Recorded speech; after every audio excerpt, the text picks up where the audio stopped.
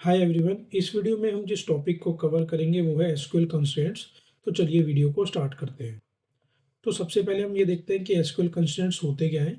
SQL constraints are used to specify rules for the data in a table.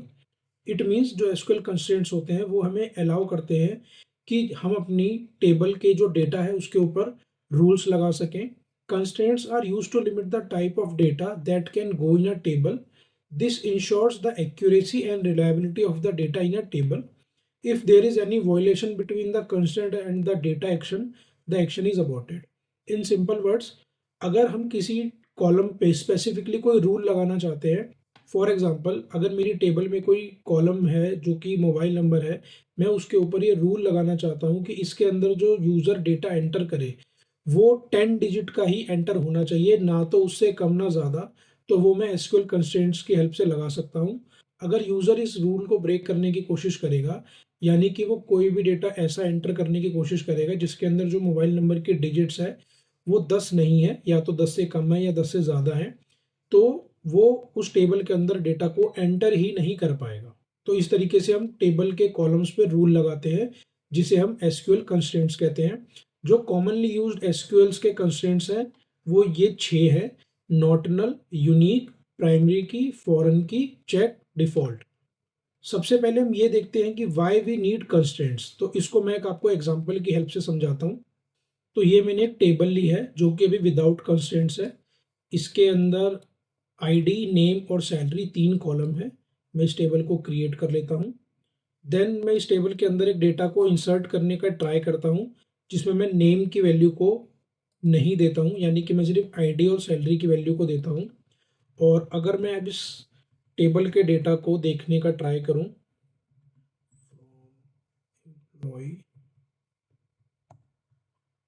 तो आप देखोगे कि इसने आईडी और सैलरी के अंदर तो वैल्यू ले ली, बट नेम के अंदर इसने ब्लैंक ले लिया। ऐसा इसने इसलिए लिया। तो अगर अब हम इस टेबल की डिस्क्रिप्शन को चेक करेंगे, मैं इस कोड को रन करता हूँ, DESC टेबल का नाम। तो आप यहाँ देखोगे कि नल इसके अंदर अलाउड है। वो हमें कैसे पता लगता है? नल के आगे अगर किसी कॉलम में भी यस लिखा है तो उसका मतलब है कि ये जो कॉलम है वो नल वैल्यूज को ले सकता है। तो अभी इस टेबल पे कोई कंस्ट्रेंट्स अप्लाई नहीं है, इसलिए हम इसमें इस तरीके का डेटा इंसर्ट कर पा रहे हैं जिसके अंदर हम किसी वैल्यू को स्किप भी कर सकते हैं। मैं आपको एक और एग्जाम्पल को रन करके दिखाता हूँ जिसके अंदर मैं सिर्फ आईडी की वैल्यू को इंसर्ट करता हूँ। और अगर मैं अब इसको चेक करता हूँ तो अब इसने नेम और सैलरी दोनों में ही नल वैल्यू को ले लिया। तो इसलिए हमें कंस्ट्रेंट्स की ज़रूरत पड़ती है, क्योंकि अगर हम चाहते हैं कि हमारे डेटा के अंदर नल वैल्यू इंसर्ट ही ना हो पाए तो हम कंस्ट्रेंट्स लगा देते हैं, जिससे जो यूज़र है वो ऐसा डेटा एंटर ही नहीं कर पाएगा जिसमें वो कॉलम्स की वैल्यू को पूरी तरह से फिल ना करे। तो अब हम एक एक करके सारे कंस्ट्रेंट्स को समझते हैं। तो जो पहला कंस्ट्रेंट्स है वो है नॉट नल, जो कि इंश्योर करता है कि यह column can not have a null value. तो वही जो अभी मैंने आपको प्रीवियस एग्जांपल में दिखाया कि अगर अगर हम नॉट नल कंस्ट्रेंट यूज नहीं कर रहे हैं तो हम किसी भी कॉलम की वैल्यू को स्किप कर सकते हैं। बट अगर हम अपनी किसी टेबल में नॉट नल कंस्ट्रेंट का यूज कर रहे हैं तो हम उस कॉलम में कोई भी वैल्यू को ब्लैंक नहीं छोड़ सकते। और इसको लगाने का क्या तरीका होता है? जो हम सबसे पहले कॉलम का नाम लिखते हैं, फिर हम उसका डेटा टाइप और उसके एग्जैक्ट बाद हम उस कंस्ट्रेंट का नाम लिखते हैं जिसे हम यूज करने वाले हैं। तो यहाँ पर जो हम यूज कर रहे हैं वो है नॉट नल। तो अगर मैं अब आपको इस एग्जांपल को रन करके दिखाता हूँ, तो ये मेरी टेबल है जिसके अंदर मैंने नेम वेर करके आगे नॉट नल कंस्ट्रेंट्स को यूज करा है। मैं इस टेबल को क्रिएट कर लेता हूँ। और अगर मैं अब आपको इसकी डिस्क्रिप्शन भी शो करूँ, तो अब आप यहाँ पे देखोगे जो नल कॉलम है उसके अंदर यहाँ पर नो लिखा आ गया है, यानी कि अब हम नेम कॉलम के अंदर नल इंसर्ट नहीं कर सकते हैं। तो अगर अब मैं फिर से इस नई टेबल में नेम कॉलम की वैल्यू को अगर इंसर्ट नहीं करूं तो इसने मुझे एरर दे दिया, field name doesn't have a default value. इसका मतलब है कि हमने इसे कोई डिफ़ॉल्ट वैल्यू नहीं दी है। तो अब हम नेम कॉलम को ब्लैंक नहीं छोड़ सकते हैं, हमें नेम कॉलम की भी कोई वैल्यू देनी पड़ेगी। इवन अगर मैं नेम कॉलम की जगह नल लिख के इंसर्ट करने का ट्राई करूं तो भी ये मुझे नहीं करने देगा, और अब इसने ये एरर दे दिया, column name can not be null. तो इस तरीके से हम अपने नॉट नल कंस्ट्रेंट को यूज करते हैं। देन जो सेकंड कंस्ट्रेंट है वो है यूनिक। ये हम उस कॉलम पे लगाते हैं जिस कॉलम की वैल्यू हम यूनिक चाहते हैं। Ensures that all value in a column are different, यानी कि जितनी भी वैल्यूज इस कॉलम के अंदर होंगी जिस पे हम यूनिक कंस्ट्रेंट लगाएंगे वो डुप्लीकेट नहीं हो सकती, हर वैल्यू यूनिक होगी। अब हम इसको रन करके देखते हैं। इसके लिए अगेन हम एक और टेबल क्रिएट करते हैं और इसको लगाने का भी वही तरीका है। अभी मैंने आईडी इंट, यानी आईडी मेरा कॉलम का नाम, इंट मेरा डेटा टाइप, उसके आगे मैंने यूनिक डिफाइन करा है, यानी कि इस टेबल में जो आईडी कॉलम है उसमें मैंने यूनिक कंस्ट्रेंट्स को अप्लाई करा है। तो मैं इस टेबल को क्रिएट कर लेता हूँ। ओके, ऑलरेडी मैंने क्रिएट कर लिया है। देन अब मैं इसके अंदर इस डेटा को इंसर्ट करता हूँ जिसके अंदर आईडी में 1 है और नेम है और एक सैलरी है। तो अभी तो ये मुझे इसे इंसर्ट करने देगा क्योंकि ये फर्स्ट रिकॉर्ड था, बट आईडी ऑलरेडी 1 है और अगर मैं अगेन 1 आईडी वाले डेटा को इंसर्ट करने का ट्राई करूंगा, अब ये मुझे इस सेकंड डेटा को इंसर्ट नहीं करने देगा। और ये आप देखो इसने नीचे एरर दे दिया, डुप्लीकेट एंट्री 1 फॉर की एम्प्लॉय 2 डॉट आई डी, यानी कि तो जो मेरा सेकंड रिकॉर्ड था उसमें भी सेम आईडी है और क्योंकि मैं आईडी कॉलम पे यूनिक कंस्ट्रेंट को अप्लाई कर चुका हूँ तो अब मैं इसके अंदर डुप्लीकेट डेटा एंटर नहीं कर सकता। तो ये होता है हमारा यूनिक कंस्ट्रेंट। देन थर्ड हम देखते हैं check constraint. Check constraint use होता है जब हम कोई स्पेसिफिक कंडीशन चेक कराना चाहते हैं। फॉर एग्जाम्पल अगर हम इस टेबल में देखें तो यहाँ पर मैं ये चेक करा रहा हूँ कि जो भी यूजर सैलरी एंटर करे वो सैलरी ग्रेटर देन 1000, यानी सैलरी वो ग्रेटर देन 1000 हो तभी यूजर को वो सैलरी एंटर करने दे, वरना वो एरर दे दे। तो अब हम इसे रन करके देखते हैं। तो ये मैं एक टेबल क्रिएट कर लेता हूँ और इस कंस्ट्रेंट को लगाने के लिए मैंने क्या करा है, ये कॉलम का नाम है सैलरी, देन डबल हमारा डेटा टाइप है, देन चेक कंस्ट्रेंट है। और चेक कंस्ट्रेंट को लिखने का सिंटेक्स यही होता है कि हम ब्रैकेट के अंदर अपनी कंडीशन डिफाइन करते हैं। तो जो हमारी कंडीशन है वो है सैलरी ग्रेटर देन 1000। तो अब अगर मैं इसके अंदर सैलरी इंसर्ट करता हूँ जो कि 3000 है तो ये इस डेटा को तो इंसर्ट करने देगा। अगर मैं अब डेटा को शो करूं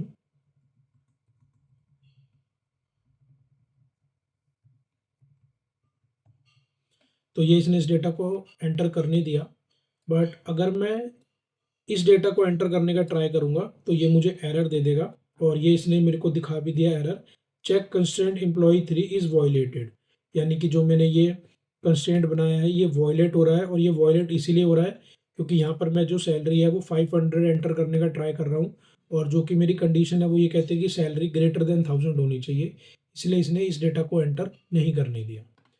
तो ये था हमारा चेक कंस्ट्रेंट। अब हम अपना फोर्थ कंस्ट्रेंट देखते हैं जो कि है डिफॉल्ट कंस्ट्रेंट।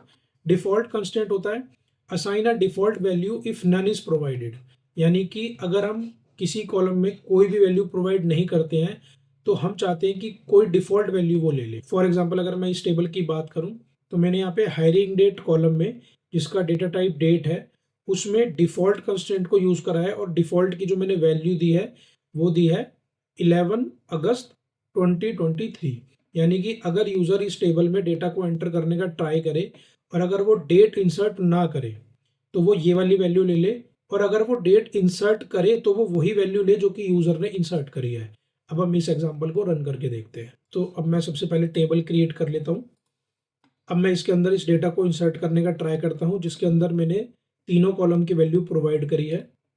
और अब मैं इस डेटा को सिलेक्ट क्वेरी की हेल्प से व्यू करता हूँ।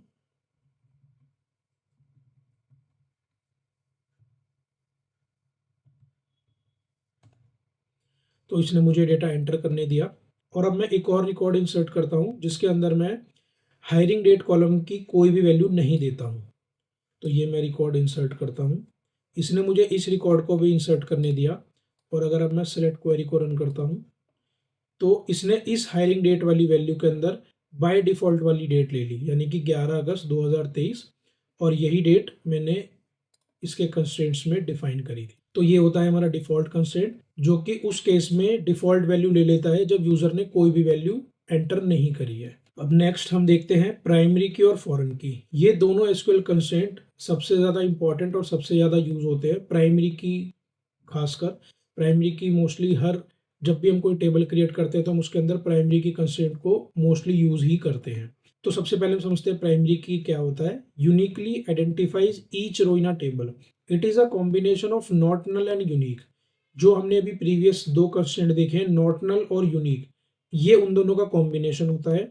यानी कि प्राइमरी की के अंदर आप नल वैल्यू को इंसर्ट भी नहीं कर सकते हो और प्राइमरी की के अंदर आप डुप्लीकेट वैल्यू को भी इंसर्ट नहीं कर सकते हो।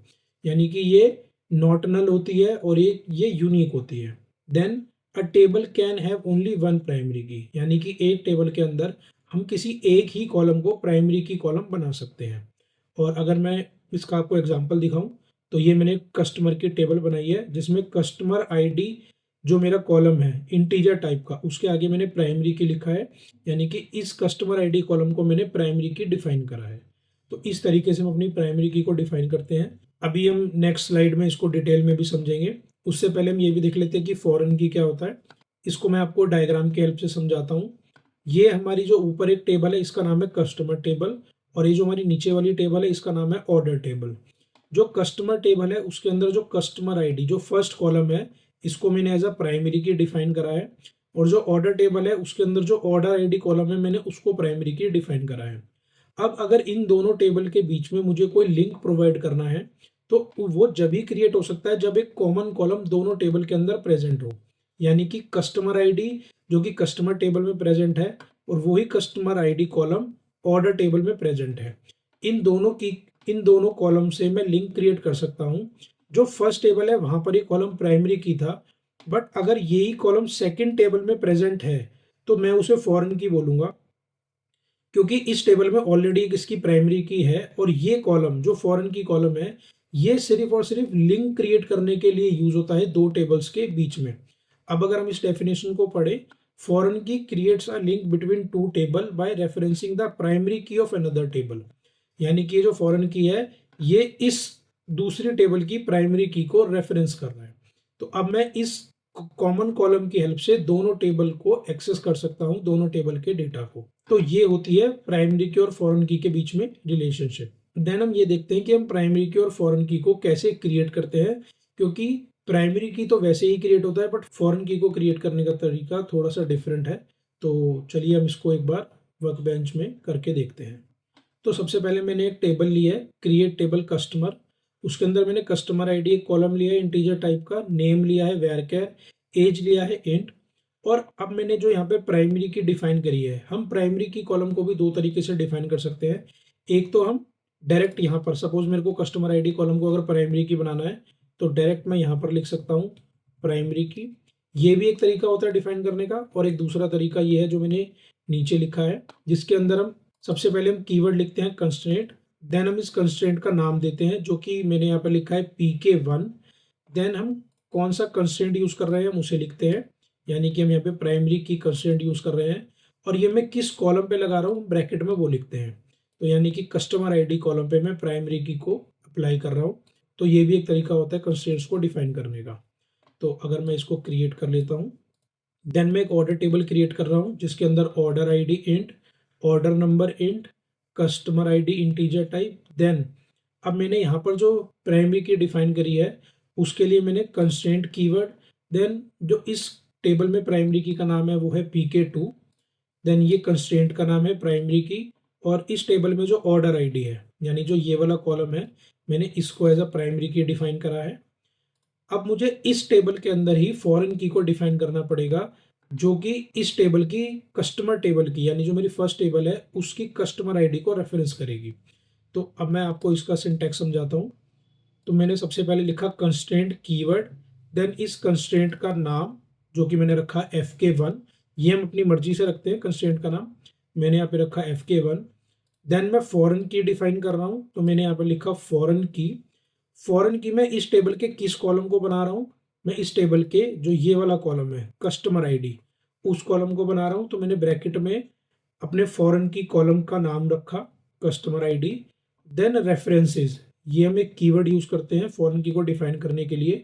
अब मैं कस्टमर टेबल का नाम लिखा मैंने जो कि मेरी प्राइमरी टेबल थी जिसमें से मैं प्राइमरी की जिसकी प्राइमरी की को मैं रेफरेंस करना चाहता हूँ उस टेबल का नाम, देन उसके उस कॉलम का नाम जो कि उस टेबल में प्राइमरी की है यानी कि कस्टमर आईडी जो यहाँ पर हमारा प्राइमरी की था। तो इस तरीके से हम अपनी पूरी फॉरेन की को डिफाइन करते हैं।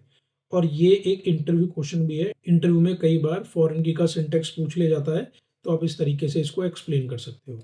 मैं इसको भी क्रिएट कर लेता हूँ। अब मैं इन टेबल में डेटा इंसर्ट करता हूँ। तो सबसे पहले मैं अपनी कस्टमर टेबल में ये 2 रिकॉर्ड इंसर्ट करता हूँ और मैं इसको एक बार व्यू कर लेता हूँ। तो ये 2 रिकॉर्ड मैंने एंटर करे हैं, कस्टमर आईडी 1 और 2 का, जिसका नेम आकाश राहुल और इनकी एज 29 और 30 है। देन मैं जो अपनी ऑर्डर टेबल जिसके अंदर मैंने फॉरेन की डिफाइन करी थी, अब मैं उसके अंदर डेटा को इंसर्ट करने का ट्राई करता हूँ। तो इसने मुझे डेटा इंसर्ट करने दिया और अब मैं इसको व्यू करता हूँ। यहाँ पर मैंने 3 वैल्यूज़ डिफाइन करी। अब जो यहाँ पर समझने वाली बात है वो ये है, मैं आपको एक बार डायग्राम पे ले चलता हूँ।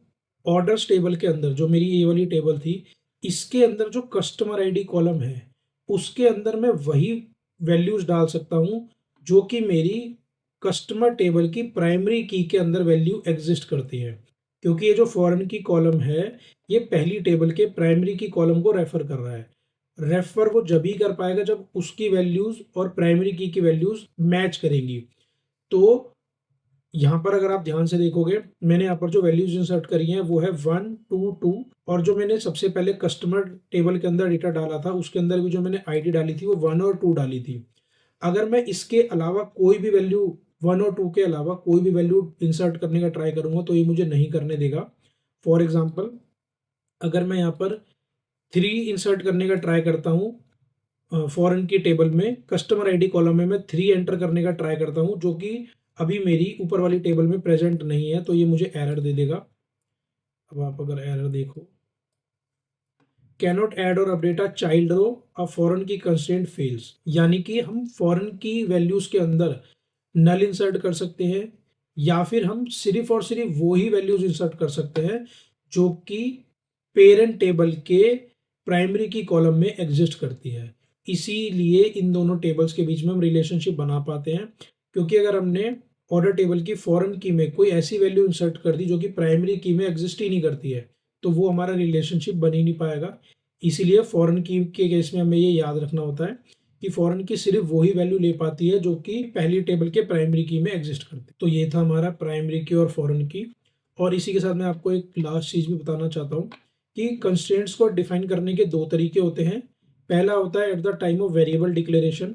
फॉर एग्जांपल, जैसे मैंने ये चेक कंस्ट्रेंट डिफाइन करा और मैंने जहाँ पर ही कॉलम डिफाइन करा था यानी सैलरी डबल, मैंने यहीं इस कंस्ट्रेंट को बना दिया। और दूसरा तरीका होता है हमारा, जब हम सारे अपने कॉलम को डिक्लेयर कर चुके हैं तो लास्ट में, जैसे कि यहाँ पर कंस्ट्रेंट नेम, कौन सा कंस्ट्रेंट है यानी कि यूनिक, और किस कॉलम पे मैं अप्लाई करना चाहता हूँ वो ब्रैकेट में आता है।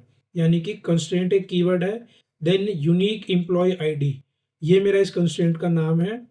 कौन सा कंस्ट्रेंट मैं यूज़ कर रहा हूँ वो यूनिक यूज़ कर रहा हूँ, किस कॉलम पे कर रहा हूँ वो आईडी पे। ऐसे ही देन जो मैंने सेकंड कंस्ट्रेंट डिफाइन करा है उसके लिए मैंने अगेन कंस्ट्रेंट कीवर्ड का यूज़ करा। इस कंस्ट्रेंट का नाम है सैलरी चेक। कौन सा कंस्ट्रेंट है, ये चेक कंस्ट्रेंट है, और ये मैंने किस कॉलम पे लगाया है, ये मैंने सैलरी कॉलम पे लगाया है जो कि ग्रेटर देन 1000 होना चाहिए। तो हम 2 तरीके से अपने कंस्ट्रेंट को डिफाइन कर सकते हैं। और एक चीज़ और, जो कंस्ट्रेंट और कंस्ट्रेंट का नाम होता है, यानी कि अगर मैं इस केस में बात करूं तो कंस्ट्रेंट सैलरी चेक, हम ये दोनों चीज़ें ओमिट भी कर सकते हैं, मतलब ये दोनों चीज़ें हम लिखना अवॉइड भी कर सकते हैं। बट ये हम इसलिए लिखते हैं अगर आपके पास मल्टीपल टेबल्स हैं या फिर मल्टीपल कंस्ट्रेंट आपने यूज़ करे हैं और अगर उसके अंदर कोई एरर आ गया तो हमें ये चेक करने में बहुत डिफिकल्टी होती है कि किस कंस्ट्रेंट में एरर आया है। बट अगर आप कंस्ट्रेंट का नाम यूज़ करते हैं तो माई एसक्यूएल डायरेक्ट हमें उस कंस्ट्रेंट का नाम दिखा देता है कि आपके सैलरी चेक कंस्ट्रेंट में एरर है, तो वो हमारे लिए थोड़ा ईजी हो जाता है उस कंस्ट्रेंट को चेक करना। तो बेस्ट प्रैक्टिस यही है कि हम हमेशा अपने कंस्ट्रेंट को इसी तरीके से डिफाइन करें जिसमें हम कंस्ट्रेंट कीवर्ड का यूज़ करें, कंस्ट्रेंट के नाम का, देन कौन सा कंस्ट्रेंट है और देन किस कॉलम पे है। तो ये बेस्ट तरीका होता है कंस्ट्रेंट को डिफाइन करने। तो इस वीडियो में मैंने आपको डिटेल में कंस्ट्रेंट को समझाया है। अगर अभी भी स्टिल आपका कोई क्वेश्चन हो तो आप कमेंट में पूछ सकते हो। तो इस वीडियो के लिए इतना ही, अब हम मिलते हैं नेक्स्ट वीडियो में।